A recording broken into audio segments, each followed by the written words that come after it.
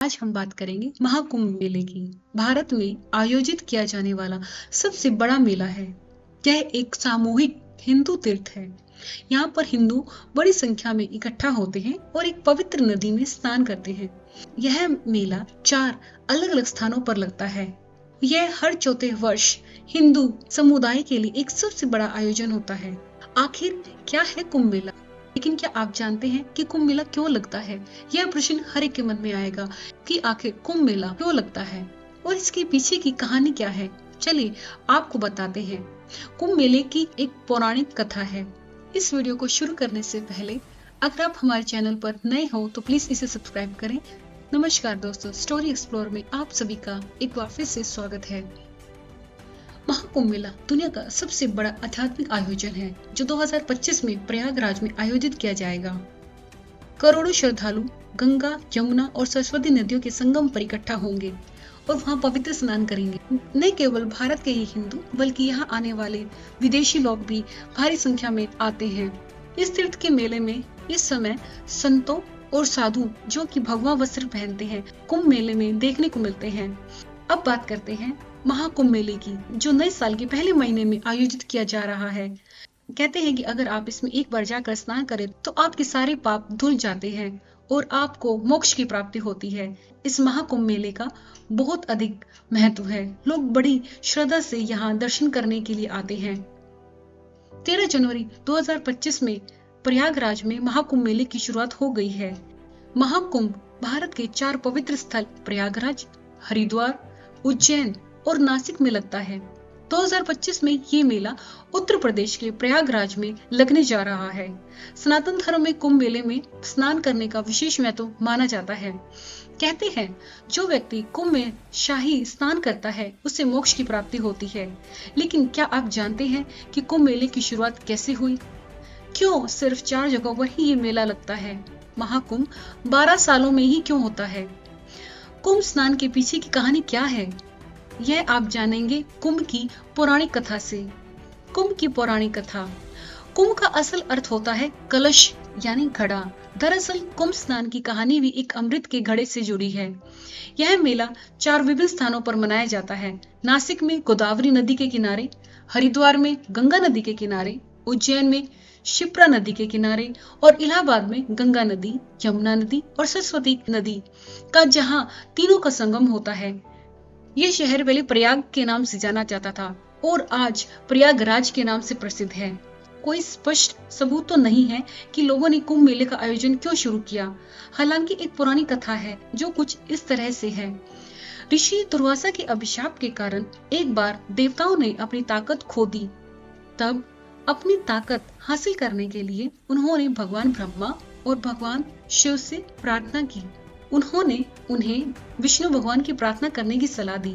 तब भगवान विष्णु ने क्षीर सागर का मंथन करके अमृत निकालने की सलाह दी।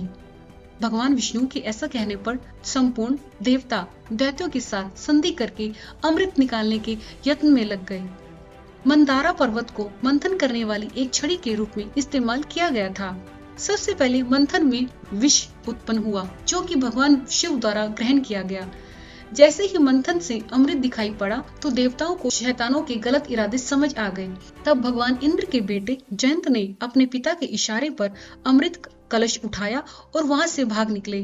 तब राक्षसों के गुरु शंकराचार्य ने राक्षसों से जयंत से अमृत कलश छीनने को कहा। राक्षसों ने जयंत को तो पकड़ लिया, लेकिन अमृत कलश छीनने के लिए देवता और असुरों के बीच 12 दिनों तक भयंकर युद्ध चला। समझौते के अनुसार उनका हिस्सा उनको नहीं दिया गया। तब राक्षसों और देवताओं में 12 दिनों और 12 रातों तक युद्ध होता रहा। इस तरह लड़ते लड़ते अमृत पात्र से अमृत 4 अलग अलग स्थानों पर गिर गया। इलाहाबाद, हरिद्वार, नासिक और उज्जैन। तब से माना गया है कि इन स्थानों पर रहस्यमय शक्तियां हैं और इसलिए इन स्थानों पर कुंभ मेला लगता है। जैसे कि हम कह सकते हैं कि देवताओं के 12 दिन मनुष्य के 12 साल के बराबर होते हैं।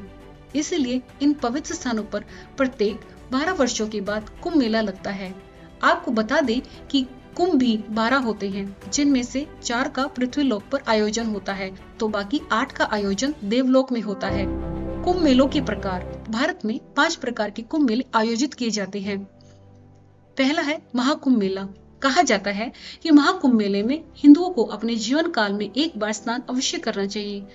समय समय पर महाकुंभ मेला हर 144 वर्ष में या 12 पूर्ण कुंभ मेले के बाद आता है। इलाहाबाद में प्रयागराज यानी कि इलाहाबाद में ही आयोजित किया जाता है। महाकुंभ में लाखों श्रद्धालु शामिल होते हैं जो पवित्र जल में डुबकी लगाते हैं। एक कथा के अनुसार भगवान ब्रह्मा ने एक बार कहा था कि गंगा के पवित्र जल में स्नान या डुबकी लेने से मनुष्य अपने पापों से मुक्त हो जाता है। हिंदुओं का यह भी मानना है कि गंगा नदी में स्नान विशेष रूप से महाकुंभ के दौरान करने से उन्हें और उनके पूर्वजों की 88 पीढ़ियों तक के पाप मुक्त हो जाते हैं। पिछले महाकुंभ को 2013 में आयोजित किया गया था और अगले 144 वर्षों के बाद आयोजित किया जाएगा। दूसरा है पूर्ण कुंभ मेला। यह कुंभ मेला इलाहाबाद में हर 12 साल बाद आयोजित किया जाता है और बड़ी संख्या में तीर्थ यात्री पवित्र संगम में स्नान करने आते हैं। इस शुभ मेले का आयोजन एक महान स्तर पर किया जाता है जिसमें लाखों तीर्थ यात्री शामिल होते हैं। पिछली बार कुंभ मेले का आयोजन 2013 में हुआ था। अगला है अर्ध कुंभ मेला। हिंदी में अर्ध का अर्थ है आधा और मेले का अर्थ है निष्पक्ष। मेले को अर्ध कुंभ के रूप से भी जाना जाता है क्योंकि यह हर 6 साल बाद मनाया जाता है। यह प्रत्येक 12 वर्षों में पूर्ण कुंभ मेले के समारोह के बीच 6 वर्ष के अंतराल में आता है। अर्ध कुंभ केवल इलाहाबाद और हरिद्वार में आयोजित किया जाता है। पिछला अर्ध कुंभ मेला हरिद्वार में 2016 में आयोजित किया गया था। फिर आता है कुंभ मेला।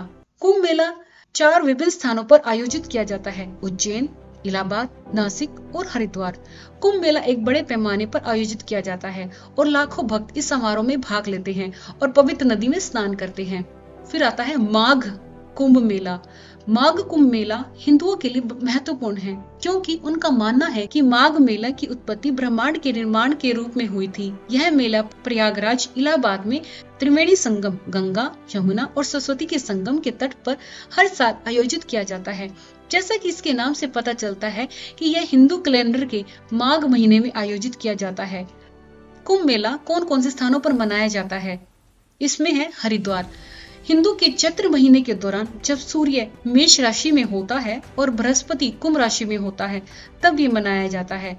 इलाहाबाद में हिंदू माघ के दौरान जब सूर्य और चंद्रमा मकर में होते हैं और बृहस्पति मेष में होता है। नासिक में भद्रप्रदा के महीने में सूर्य और बृहस्पति लियो में होते हैं।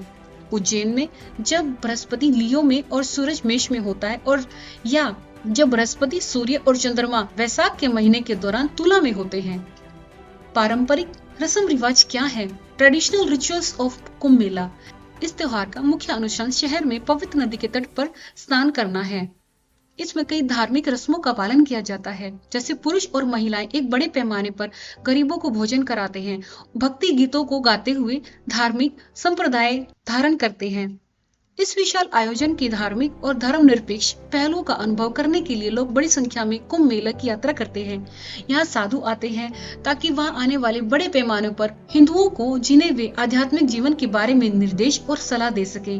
कुंभ मेले शहर में आयोजित किए जाते हैं ताकि हिंदू भक्त इन साधुओं तक पहुँच सके। महाकुंभ मेले में स्नान करने पर क्या फल मिलता है, ये सबसे इम्पोर्टेंट है। 12 वर्षों के लंबे इंतजार के बाद अब प्रयागराज में महाकुंभ मेला लगने जा रहा है। यह दुनिया का सबसे बड़ा धार्मिक अनुष्ठान है।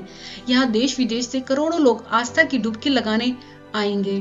कहा जाता है कि महाकुंभ दुनिया का सबसे पुराना अनुष्ठान है। इससे पुराना किसी भी धर्म का कोई अनुष्ठान अभी तक लिखित रूप से सामने तो नहीं आया है। महाकुंभ में स्नान और ध्यान का अपना अलग ही महत्व है। ऐसे में आइए जानते हैं कि महाकुंभ में स्नान का क्या महत्व है और इसके क्या नियम हैं। अगर आप महाकुंभ में स्नान करने जा रहे हैं तो कुछ नियमों को जरूर ध्यान में रखना, वरना आपको कुंभ मेले में स्नान का फल प्राप्त नहीं होगा। अगर आप शाही स्नान के दिन महाकुंभ में पहुंचे तो याद रहे कि यहाँ पहले स्नान का हक नागा साधुओं का होता है, इसीलिए गलती से भी उनसे पहले स्नान न करें। साधु के बाद आप स्नान कर सकते हैं। फिर नहाने के बाद आप सूर्य देव को जल अर्घ देना चाहिए। ऐसा करने से आपको पुण्य मिलता है। नहाते वक्त ध्यान रहे कि अगर आप फैमिली वाले हैं तो मन मुताबिक डुबकी नहीं लगानी है। शास्त्रों के मुताबिक विवाहित लोगों को 5 बार डुबकी लगाना अनिवार्य बताया गया है। इसके बाद आप घर से कुछ चीजें लेकर जाएं, जैसे अनाज, कपड़े आदि जो भी आपसे बन सके गरीब लोगों को जरूर दान दें। इसका फल क्या मिलेगा? प्रयागराज के महाकुंभ में शाही स्नान के दिन का विशेष महत्व है, लेकिन अगर आप नॉर्मल दिनों में भी यहाँ आएंगे तो इसका महत्व कम नहीं होगा। कहा जाता है कि महाकुंभ में जीवन में एक बार जरूर जाएं और स्नान करें, जिससे आपके जन्म के साथ साथ पिछले जन्म के पाप भी धुल जाते हैं। इसके अलावा आपके पितरों की आत्मा को शांति और मोक्ष भी प्राप्त होता है। इतना अधिक महत्व कुंभ मेले का हमें इसके बारे में जरूर पता होना चाहिए, ताकि हम भी इसका लाभ उठा सकें। और इस बार तो ये 144 वर्षों के बाद आया है। न जाने हमारी आने वाली कितनी पीढ़ियां इसे देख नहीं पाएंगी। ये तो हमारा सौभाग्य है जो हमारे जीवन में हमें महाकुंभ देखने को मिला है, और हमें इस अवसर को बिल्कुल भी नहीं चूकना चाहिए।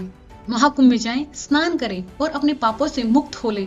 यही मेरी आप सभी से प्रार्थना है। अगर आपको ये वीडियो अच्छी लगी हो तो इसे लाइक करें, शेयर करें और सब्सक्राइब करें। मिलते हैं एक ऐसी ही वीडियो के साथ, तब तक के लिए धन्यवाद।